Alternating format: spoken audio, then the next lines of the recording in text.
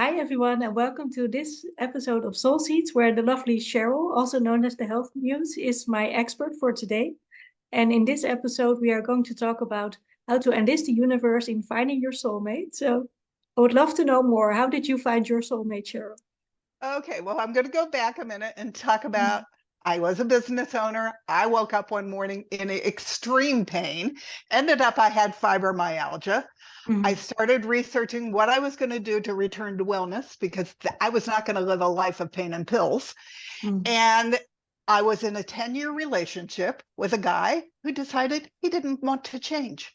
Mm-hmm. So even though we'd been together for a very long time, he was not going to allow me to change how he ate. He was not going to adopt healthy habits. So in addition to having a lot of physical pain, we broke up. So I had a lot of emotional pain. Mm-hmm. And although I had been married in my 20s to my 30s, I decided now that I was in my 60s, I was really bad at this relationship stuff and I needed to figure it out. So I took a class from a woman named Allison Armstrong, who caught my attention because I heard her on the radio say she kept kissing princes and turning them into frogs.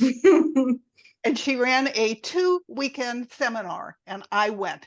I wanted to have somebody who would support me in all my healthy habits. So we were in the first weekend, and she looked at me and said, I know exactly what's wrong. She said, you are trying to fit into his life.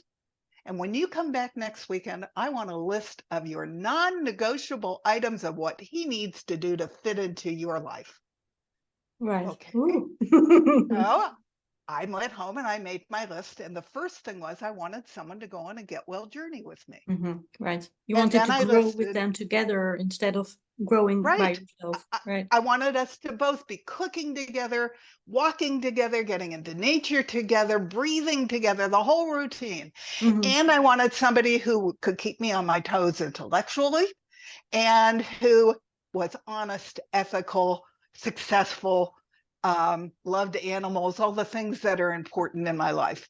Mm-hmm. And I shared it with Allison, and then I went on the old fogey dating site and I posted it.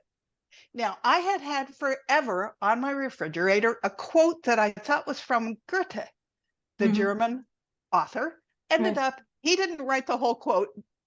William F. Murray actually wrote the quote. But essentially, what it is that when you commit 100% to something and you believe it to the core of your existence, the universe moves heaven and earth to make it happen for you.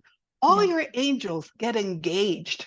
And I was so determined that I wanted to find the guy who was going to fit into my non-negotiable list that it Right. took 3 days of being posted. And a Ooh. man answered who lived 10 minutes away from me. It was a No. national dating site. And he immediately said, I think I can fulfill everything on your list, but let's not do this online. Let me call you and we'll talk. And when we got online, he said, number one, I need to go on a get well journey. I have been the sole caretaker for my beloved wife of 43 years while she died of cancer not long ago. And I've gained a lot of weight. He said, so I would love to go on a get well journey with you. And if you give me a chance, I'm probably the nicest man you'll ever meet. Yeah. And he ended up, he was a statistician. I designed jewelry as a career. So I was right brain, he was left brain. And I went, wait a minute, Bucko, we may not be so compatible after all. And he said, but your major was English lit. He said, my minor was English lit. Not as far off as you think we are. He Right. said, and all the other things that you want, somebody who wants to cook with you and get into nature with you and breathe with you and adopt healthy habits with you, that's me. So why don't we give it a try? If nothing else, we'll end up being great friends. Well, we not only ended up being great friends, but I married him 8 years ago. Oh, wonderful. He is like the backside of my coin. Mm. And for all the things I'm doing to try to inspire healthy habits in the world, he's doing all the back end. He produced my podcasts for 2 years. He did all the editing for my 2 books, which won 24 awards, which talk about my journey. And then how do I live in society with all these healthy habits since I'm swimming upstream and not everybody's doing it. So he has been like the perfect support system for me. And I swear it's because the angels got together to find the right guy that I was committed to find. And it happened. And And how so do you I get tell into that people to energy believe that. to ask the What I universe don't, for that help? it's an interesting, what changed was me. Mm-hmm. I will tell you, I was a people pleaser. Mm-hmm. When I met somebody that I thought was kind of interesting, I did immediately give up anything that I wanted to fit into their life.